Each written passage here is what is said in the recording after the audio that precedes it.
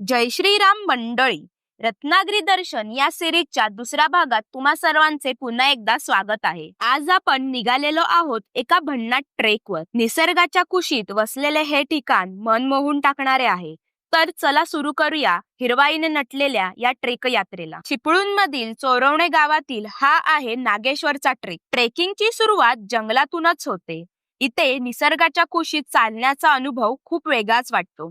वाटेत छोटे झरे, डोंगर, पक्ष्यांचा आवाज हे सारे काही वातावरण मंत्रमुग्ध करून टाकते.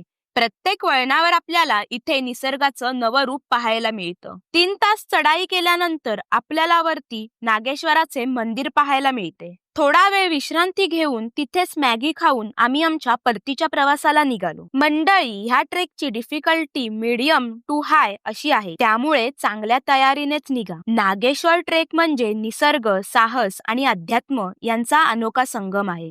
तुम्ही ट्रेकिंग प्रेमी असाल तर या ठिकाणाला एकदा नक्की भेट द्या. तर मंडळी, जाता जाता आपल्या पेजला फॉलो करायला विसरू नका आणि व्हिडिओला लाईक नक्की करा.